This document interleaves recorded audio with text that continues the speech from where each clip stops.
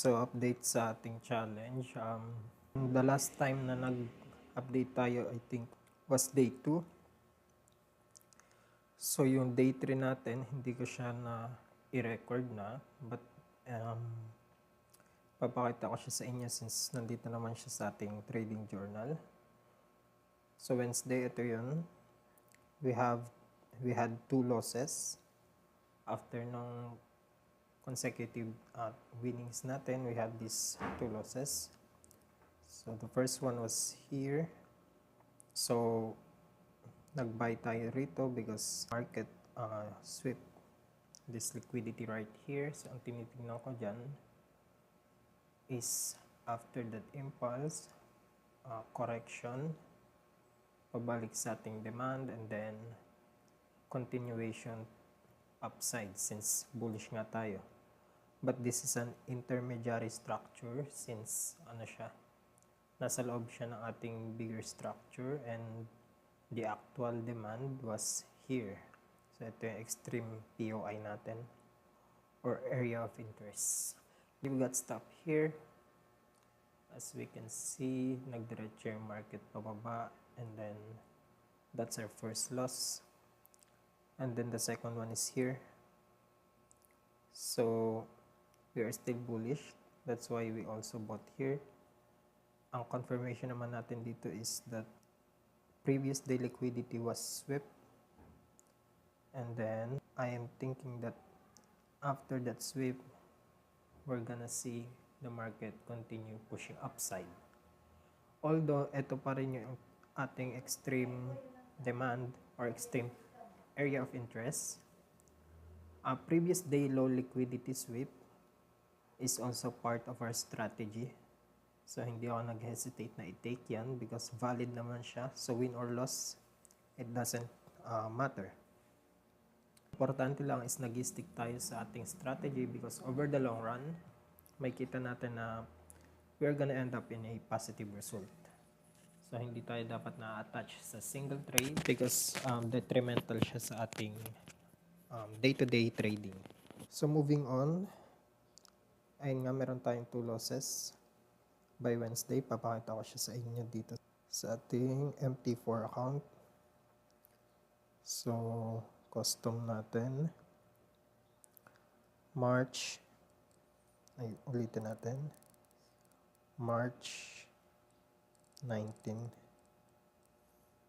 and then so yun, nag-loss tayo ng 5 and then 8. So kung bakit mas maliit yung isa because nag-cut loss tayo dyan. Pag nakikita na natin na mukhang hindi papabor yung market sa atin, if may clear confirmation ka and then you can cut loss already. Tulad nito, nakita ko na hindi siya talagang magko-continue or mag-hold tong demand natin. So yeah, that's basically it. And then moving on sa ating day 4. Day 4 meron din ulit tayong loss, which is, papakita ko ulit sa inyo, March 20 until March 20. So ito yun, it was a buy. So alisin muna natin to.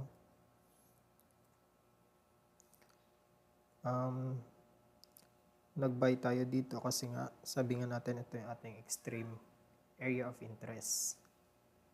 So we simply took the buy after this impulsive move to the upside, showing that there is a strength in the market. And then I was looking for the retracement and then continuation. So ito yung tinitingnan natin dyan. Retracement sa ating demand and then continue to the upside. So bakit? Because again, we are still bullish. So na-stop out tayo dyan. And then yan, also this one, inano rin natin siya. Kumbaga cut loss. Nakita ko kasi na nag-impulsive din yung market pababa, no? So malabo na talaga siyang mag-hold. Close na rin agad natin siya. And then, hindi pa doon natapos because after natin yan i-close, we decided to go for a sell. So, nag-sell tayo. Nakita kasi natin na hindi na nag-hold yung extreme POI. So, from bullish, we turned into bearish. So, hindi pa siya nag-TP. Ayan pa siya.